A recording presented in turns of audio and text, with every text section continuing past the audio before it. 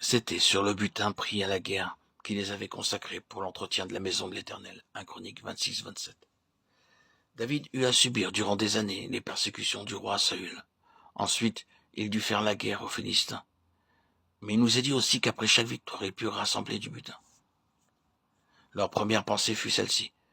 Quelles sortes de matériaux seront les plus utiles pour la construction de la maison de Dieu?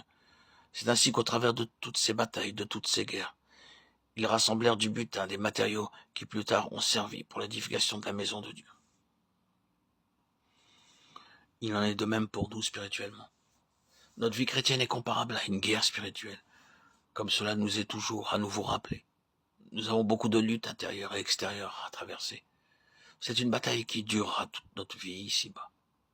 Car nous n'avons pas à lutter contre la chair et le sang, mais contre les dominations, contre les autorités, contre les princes de ce monde de ténèbres, contre les esprits méchants dans les lieux célestes. Éphésiens 6-12.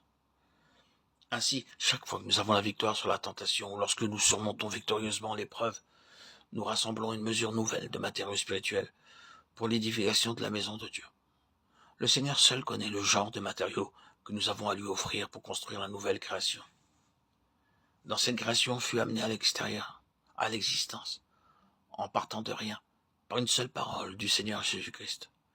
Les cieux ont été faits par la parole de l'Éternel, et toute leur armée par le souffle de sa bouche. Psaume 33-6. Par une seule parole. Redisons-le, les cieux entiers furent créés, et cela à partir de rien. Notre Seigneur parla et la chose parut. C'est à partir du néant que tout fut amené à l'existence. Au commencement, sans qu'il fût nécessaire de labourer, de semer, de travailler la terre, tout fut créé spontanément, tel quel.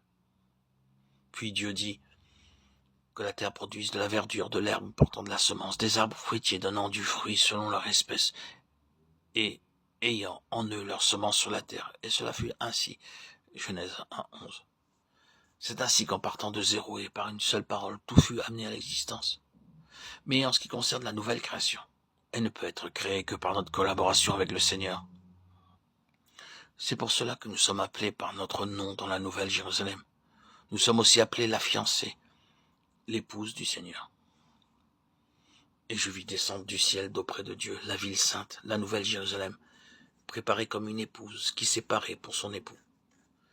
Et j'entendis du trône une forte voix qui disait « Voici le tabernacle de Dieu avec les hommes. Il habitera avec eux. Ils seront son peuple, et Dieu lui-même sera avec eux. » Apocalypse 21, 2, 3. C'est ainsi que nous tous réunis, nous formons la nouvelle création de Dieu pour les âges à venir. Toutes les épreuves, les afflictions et les luttes que nous traversons et que nous passons victorieusement sont l'occasion pour nous de rassembler des matériaux pour constituer la nouvelle création de Dieu.